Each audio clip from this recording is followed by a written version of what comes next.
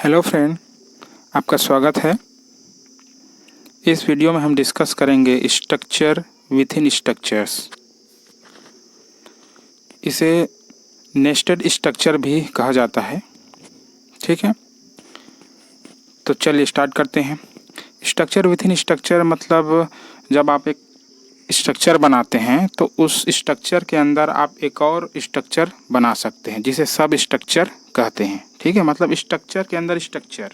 ठीक है, उसको बोलते हैं स्ट्रक्चर विथ इन स्ट्रक्चर। ठीक है, मतलब नेस्टेड स्ट्रक्चर। जैसे आपका इफ नेस्टेड होता है ना, इफ नेस्टेड होता है, उसी प्रकार आप स्ट्रक्चर का भी कहना चाहिए नेस्टेड बना सकते हैं।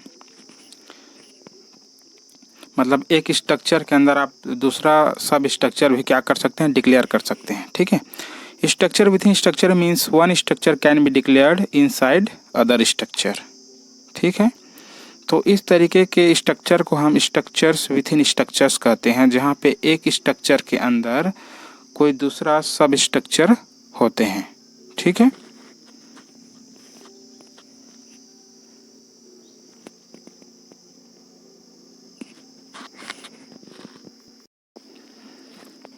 चलिए आगे देखते हैं।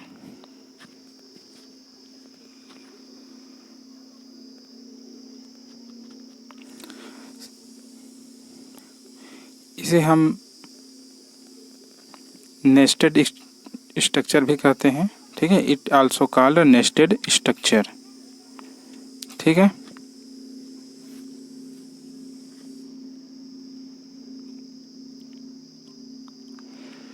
सिंटेक्स देखते हैं। चलिए,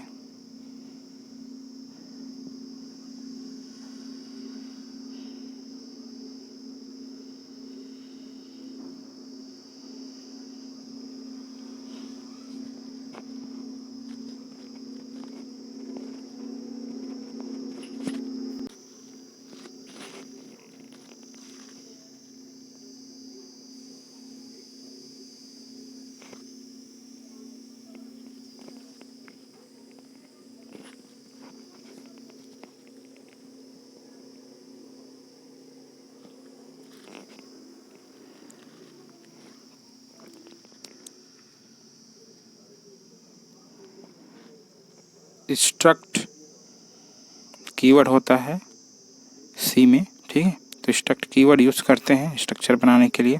फिर टैग नेम जिसको आप स्ट्रक्चर का नाम कह सकते हैं। ठीक है, और यहाँ पे होते हैं मेंबर्स। ठीक है, स्ट्रक्चर मेंबर्स। और हमको पता है स्ट्रक्चर कंटेन करता है different type of data elements. विभिन्न प्रकार के डेटा एलिमेंट्स को एलिमेंट के रूप में, मेंबर के रूप में ये रखता है। ठीक है, स्टोर कर सकता है। मतलब स्ट्रक्चर के अंदर आप कहना चाहिए इंटीजर वेरिएबल भी स्टोर कर सकते हैं, फ्लोट वेरिएबल भी, फ्लोट नंबर भी स्टोर करा सकते हैं, है ना, कैरेक्टर भी स्टोर करा सकते हैं। ठीक है, चलिए मेंबर 1, मेंबर 2, ऐसे करके आप जितना चाहे उतना मेंबर दे सकते हैं। ठीक है, उसके बाद इसके अंदर में रहता है आपका एक और स्ट्रक्चर। ठीक है, ये देखिए member 1, member 2 up to member n। ठीक है, जितना मेंबर आपको चाहिए उतना मेंबर आप स्ट्रक्चर के अंदर लिख सकते हैं। ठीक है, उसके बाद अब यहाँ पे हम यूज करेंगे एक और स्ट्रक्चर जिसको आप सब स्ट्रक्चर भी कर सकते हैं स्ट्रक्ट कीवर्ड की सहायता से। और यहाँ पे आप टैग नेम नहीं देते। ठीक है, टैग नेम यहाँ पे आपको लिखने की ज़रूरत नहीं है, क्योंकि ये सब स्ट्रक्चर है। ठीक है, चलिए अब ये सब स्ट्रक्चर है तो इसका भी मेंबर होगा। तो चलिए इसका भी मेंबर हम यहाँ पे लिखते हैं मेंबर 1,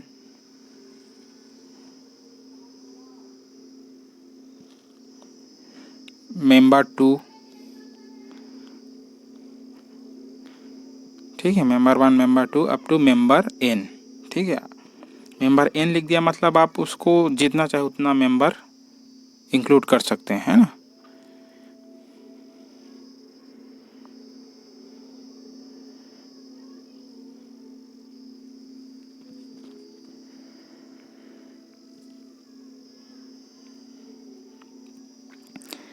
मेंबर यहाँ पे बोल रहा हूँ, इसका मतलब ये है कि जो डेटा टाइप है ना मेंबर के रूप में आप इंक्लूड करेंगे है ना, वो होता है। जैसे आप इंटीजर वेरिएबल, फ्लोट है ना, float number, float variable, character है ना, कैरेक्टर वेरिएबल, ये सभी आप इंक्लूड कर सकते हैं। ठीक है, चलिए, तो ये स्ट्रक्ट क्या है, ये आपका यहाँ पे मैं लिख देता हूँ कमेंट में, ये आपका है सब स्ट्रक्चर। ठीक है, सब स्ट्रक्चर।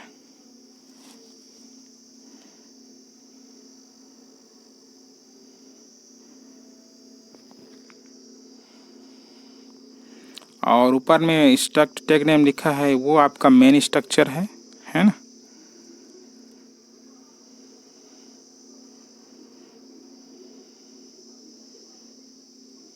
मैं इसको थोड़ा सा इसके कलर को चेंज कर देता हूँ ताकि पता चले,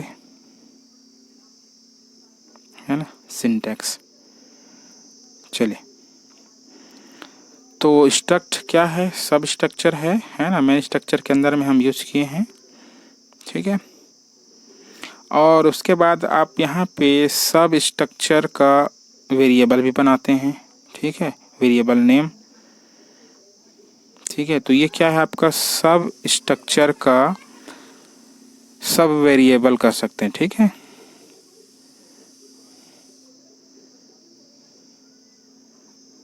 ठीक है, क्लोजिंग ब्रेस के बाद आप उसको लिखते हैं और सेमी कॉलन से पहले। ठीक है, चलिए यहाँ पे मैं लिखता हूँ वेरिएबल नेम। ठीक है, और किसका वेरिएबल है, ये आपका सब स्ट्रक्चर का वेरिएबल है। ठीक है, मतलब इसको सब वेरिएबल भी बोल सकते हैं। ठीक है, उसके बाद जो एक और क्लोजिंग ब्रेस है मेन स्ट्रक्चर का, उसका भी हमको वेरिएबल बनाना पड़ेगा। ठीक है, और वो कहलाएगा आपका मेन वेरिएबल। ठीक है, यहाँ पे मैं कमेंट में लिख देता हूँ वेरिएबल नेम ऑफ सब स्ट्रक्चर। ठीक है, सब स्ट्रक्चर का वेरिएबल नेम है ना। उसके बाद यहाँ पे, ठीक है, ये स्ट्रक्ट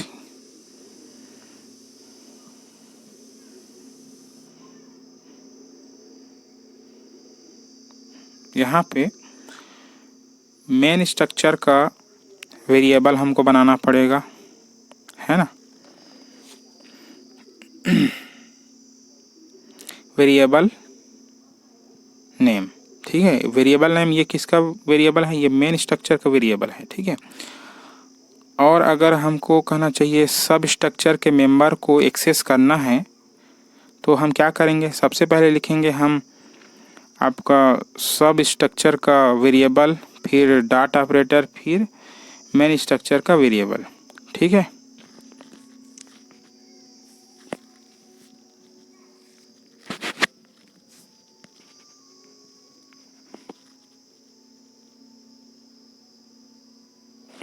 चलिए, ये आपका सिंटेक्स कंप्लीट हो गया।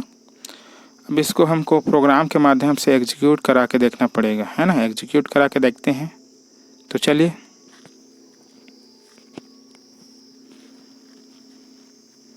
वैसे भी सिंटेक्स को उतना डिटेल में करने की आवश्यकता नहीं है, क्योंकि हम पहले वाले वीडियो में देख चुके हैं स्ट्रक्चर के बारे में डिटेल से। ठीक है,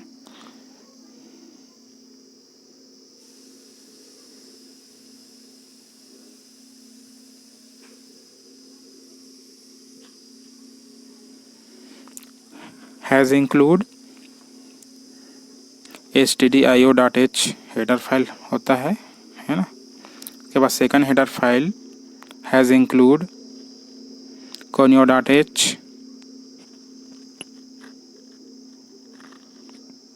ठीक है, उसके बाद यहाँ पे स्ट्रक्ट कीवर्ड। ठीक है, फिर टैग नेम में मैं दे देता हूँ सैलरी। ठीक है, हम इस प्रोग्राम में एम्प्लॉय है, कोई एम्प्लॉय है किसी डिपार्टमेंट का, है ना, उसकी जो सैलरी है, ठीक है, और उसको मिलने वाले जो सुविधाएं हैं जैसे DA है, HRA है, उसको कैलकुलेट करेंगे और टोटल सैलरी कैलकुलेट करेंगे। ठीक है, तो यहाँ पे कैरेक्टर में मैं दे देता हूँ नेम। ठीक है, क्योंकि यहाँ पे नेम कंटेन करेगा उस एम्प्लॉय के नेम को। ठीक है, उसके बाद एक और वेरिएबल ले लेते हैं कैरेक्टर टाइप का, डिपार्टमेंट, और वो किस डिपार्टमेंट से बिलोंग करता है उसको। ठीक है, साइज़ 50। तो ये कैरेक्टर एरे है या फिर इसको बोलते हैं स्ट्रिंग। ठीक है, उसके बाद फ्लोट, कुछ फ्लोट वेरिएबल भी हम यूज़ करेंगे, जैसे टोटल है ना, टोटल सैलरी। ठीक है, टोटल सैल ये वेरिएबल है जो कि टोटल सैलरी को इसमें हम स्टोर कराएंगे। एक और वेरिएबल हम लेते हैं फ्लोट टाइप का, BS। BS means basic salary. ठीक है, उस एम्प्लॉय की बेसिक सैलरी क्या होगी है ना, उसको इसमें स्टोर कराएंगे। उसके बाद यहाँ पे देखो स्ट्रक्ट हम ले रहे हैं, और ये आपका क्या है, ये आपका सब स्ट्रक्चर है। मैं यहाँ पे लिख देता हूँ कमेंट सेक्शन में, सब स्ट्रक्चर।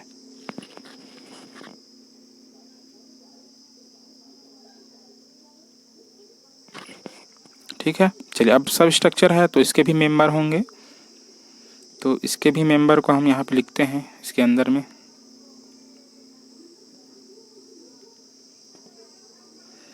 फ्लोट वेरिएबल हम ले रहे हैं एक DA। ठीक है, इसको डियरेंस अलाउंस कहते हैं। उसके बाद फ्लोट एक और वेरिएबल HRA। ठीक है, तो ये कुछ अलावेंस है ना, जो कि कर्मचारियों को मिलती है। ठीक है, यहाँ पे अब इसका वेरिएबल हम बना रहे हैं, सब स्ट्रक्चर का वेरिएबल अलावेंस। ठीक है, यहाँ पे कमेंट में मैं लिख देता हूँ ताकि हमको आसानी से पता चले, है ना, देखने वाले को आसानी से पता चल जाए कि ये क्या चीज़ है। मैं यहाँ पे लिख देता हूँ वेरिएबल ऑफ सब स्ट्रक्चर, वेरिएबल ऑफ सब स्ट्रक्चर। ठीक है, अलावेंस क्या है, वेरिएबल है किसका, सब स्ट्रक्चर का। उसके बाद मेन स्ट्रक्चर है सैलरी, है ना, उसका भी हम बनाते हैं यहाँ पे वेरिएबल, और उसका नाम मैं दे देता हूँ एम्प्लॉई। ठीक है, ये मेन वेरिएबल है सैलरी स्ट्रक्चर का। ठीक है, चलिए अब चलते हैं मेन फंक्शन में। मैं कमेंट में लिख देता हूँ पहले यहाँ पे। ठीक है, वीडियो देखने वाले को आसानी से पता चले कि ये क्या चीज़ है। ठीक है, वेरिएबल ऑफ मेन स्ट्रक्चर। ठीक है,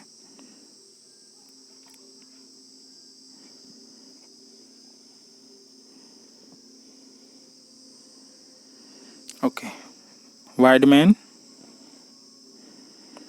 ओपनिंग ब्रेस, क्लोजिंग ब्रेस। यहाँ पे CLR प्रीवियस आउटपुट को क्लियर करने के लिए हम ये फंक्शन, बिल्ट इन फंक्शन होता है, उसका यूज़ करते हैं। ठीक है, अब कुछ मैसेज प्रिंट कराते हैं, है ना, स्क्रीन पे। ठीक है, और हमको कीबोर्ड से वैल्यूज़ लेना है, स्ट्रक्चर के मेंबर को असाइन कराना है। ठीक है, तो उसके लिए हमको यूज़ करना पड़ेगा स्कैनएफ फंक्शन। ठीक है, तो स्कैनएफ की सहायता से हम कीबोर्ड से वैल्यू को लेंगे। ठीक है, चलिए एक मैसेज यहाँ पे मैं प्रिंट करता हूँ, इंटर सैलरी डिटेल्स। ठीक है, इंटर सैलरी डिटेल्स, ऐसे करके। अब यहाँ पे हम एक एक करके कीबोर्ड से वैल्यू को लेते जाएंगे और स्ट्रक्चर के जो मेंबर है उसको असाइन कराते जाएंगे, मतलब उसमें असाइन कराते जाएंगे, उसमें स्टोर कराते जाएंगे। ठीक है, इंटर नेम ऑफ एम्प्लॉय। ठीक है, सबसे पहले एम्प्लॉय का नाम हम लेंगे कीबोर्ड से, इंटर नेम ऑफ एम्प्लॉय। ठीक है, और इसको हम नेम जो मेंबर है मेन स्ट्रक्चर का उसमें स्टोर कराएंगे।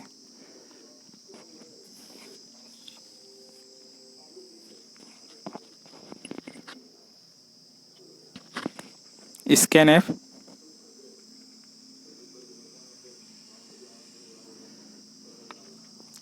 चूँकि ये स्ट्रिंग है ना, कलेक्शन ऑफ कैरेक्टर है ना, कैरेक्टर टाइप का एरे है जो कि स्ट्रिंग है, तो फॉर्मेट स्पेसिफायर %s, ठीक है। उसके बाद एम्प्लॉई डॉट नेम, ठीक है। एम्प्लॉई क्या है, वेरिएबल है सैलरी स्ट्रक्चर का, और नेम क्या है उसका, मेंबर, ठीक है। तो डॉट ऑपरेटर की सहायता से एक्सेस किए हैं उसको, ठीक है।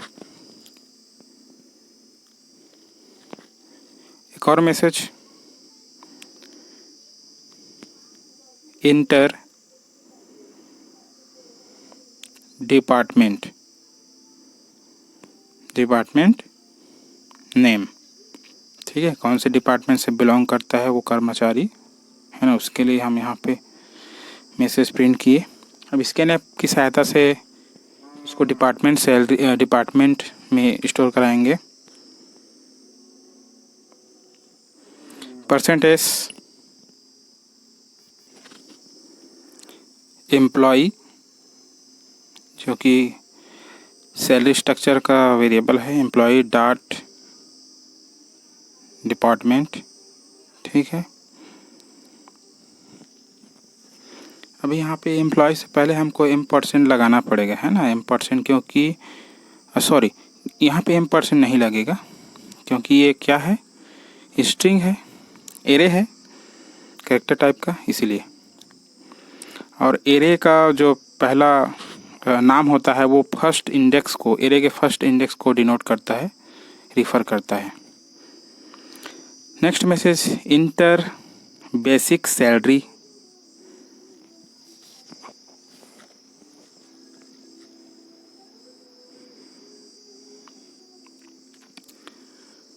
सॉरी, यहाँ पे हमको लिखना पड़ेगा scanf, inter basic salary scanf.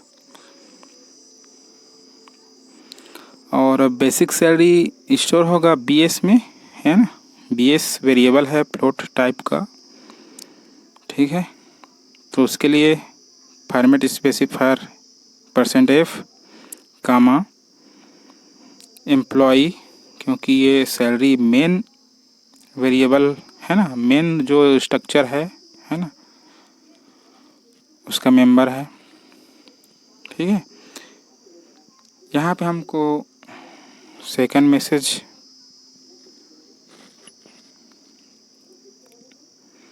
लेते हैं, इंटर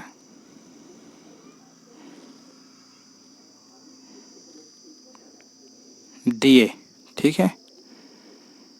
और ये भी फ्लोट है, ठीक है। अभी हम एक चीज़ वहाँ पे भूल रहे हैं, है ना, एम्प्लॉई से पहले हमको फ्लोट है तो M% देना पड़ेगा, है ना। चलिए बाद में दे देंगे, पहले इसको कंप्लीट करते हैं। इंटर DA स्कैनएफ %f, है ना, क्योंकि ये फ्लोट है,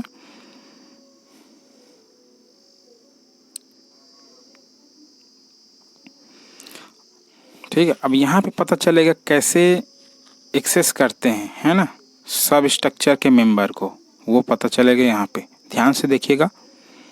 तो सबसे पहले मेन जो स्ट्रक्चर है उसका वेरिएबल, जैसे एम्प्लॉई, है ना, मेन स्ट्रक्चर का वेरिएबल, फिर डॉट ऑपरेटर, फिर सब स्ट्रक्चर का वेरिएबल, है ना, मतलब सब वेरिएबल, अलावेंस, ठीक है। उसके बाद जो सब स्ट्रक्चर के मेंबर है वो, तो सब स्ट्रक्चर के मेंबर कौन है, DA, तो डॉट DA, ठीक है। और एम्प्लॉय से पहले हमको M% लगाना है, ठीक है, हम बाद में लगाएंगे। चलिए, उसके बाद printf, और हमको लेना है अभी HRA, तो यहाँ पे मैसेज प्रिंट कराते हैं, इंटर HRA,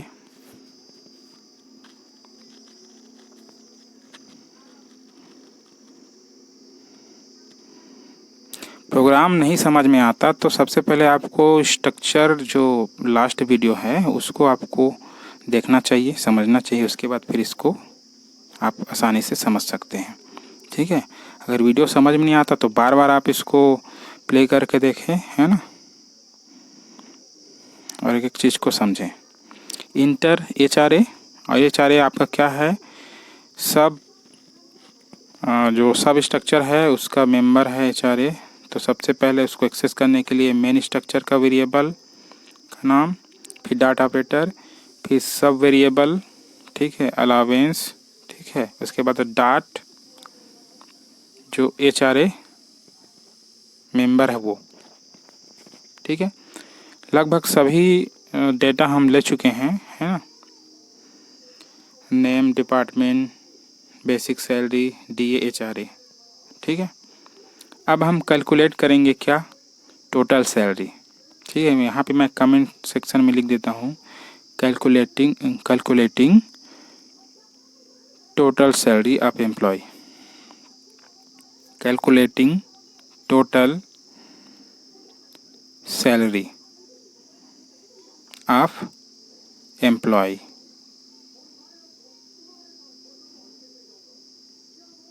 ठीक है, चलिए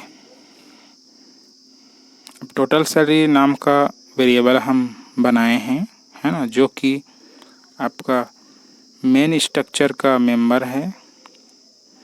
टोटल सेल करके वेरिएबल बनाए थे, फ्लोट टाइप का वेरिएबल है। इससे पहले हमको वेरिएबल का नाम यहाँ पे लिखना पड़ेगा, उसकी सहायता से एक्सेस करेंगे वेरिएबल। ठीक है, ये देखिए यहाँ पे मेन स्ट्रक्चर है सैलरी, है ना, उसका मेंबर है टोटल सेल, ये कंटेन करेगा टोटल सैलरी को। चलिए एक्सेस करने के लिए हम इसको वेरिएबल का नेम यहाँ पे लिखना पड़ेगा। स्ट्रक्चर में कोई भी मेंबर हो, है ना, बिना वेरिएबल के एक्सेस नहीं होंगे, ठीक है। एक वेरिएबल नेम और डाटा ऑपरेटर, फिर उस मेंबर का नाम, ठीक है, टोटल सेल। ठीक है, चलिए तो यहाँ पे एम्प्लॉय के जो बेसिक सैलरी है BS, ठीक है, उसके साथ हम ऐड करेंगे DA और HRA को, ठीक है, तभी हमको टोटल सैलरी मिलेगा।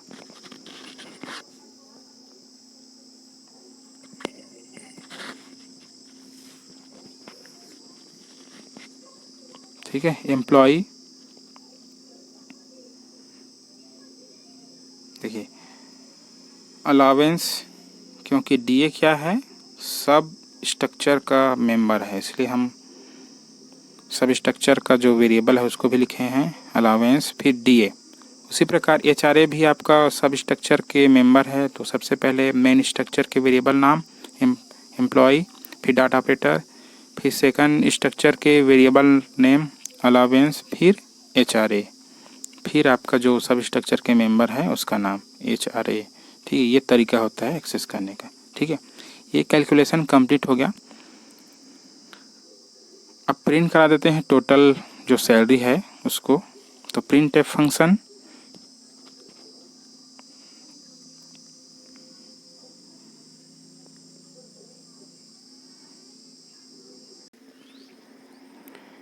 Total salary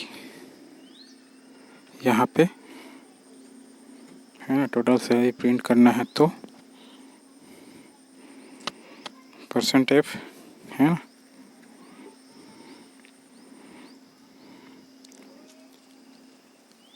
employ dot total sale. ठीक है, क्योंकि टोटल सेल में स्टोर है ना टोटल सैलरी। ठीक है, नीचे में गेट CH। ठीक है, प्रोग्राम कंप्लीट है। एक चीज़ और बच गया है ना, यहाँ पे M% भूले थे, है ना, क्योंकि बेसिक सैलरी क्या है, फ्लोट है, तो यहाँ पे M% और HRA भी फ्लोट है। ठीक है, अब प्रोग्राम कंप्लीट है। ठीक है, चलिए अब इसको कंपाइल करते हैं और रन करके देखते हैं।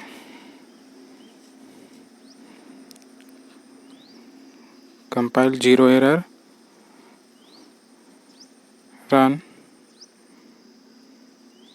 ठीक है, ये देखिए enter basic salary, sorry basics enter salary detail, है ना, enter name Umesh Banjare, enter department computer science,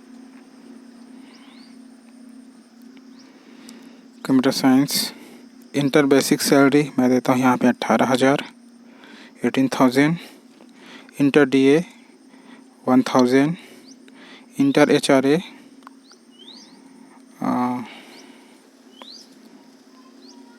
2,500। ठीक है, देखिए टोटल सैलरी यहाँ पे प्रिंट हो रहा है 21,500। ठीक है, तो इस तरीके से सैलरी हम कैलकुलेट कर सकते हैं और स्ट्रक्चर के माध्यम से हम करना चाहिए, इसको कैलकुलेट कर सकते हैं। ठीक है, और ये आपका एग्जाम्पल था, है ना, प्रोग्राम था आपका स्ट्रक्चर विथ इन स्ट्रक्चर। ठीक है, स्ट्रक्चर के अंदर स्ट्रक्चर कैसे बनाते हैं उसको हम देखे हैं। ठीक है, ओके। वीडियो अच्छा लगा तो लाइक करें, शेयर करें, अपने दोस्तों को कमेंट करके बताएं, है ना, और शेयर करें उसको, वीडियो को, और चैनल को सब्सक्राइब करें ताकि जब भी मैं नया वीडियो डालूं तो आपको आसानी से मिल सके। Okay, thank you, bye.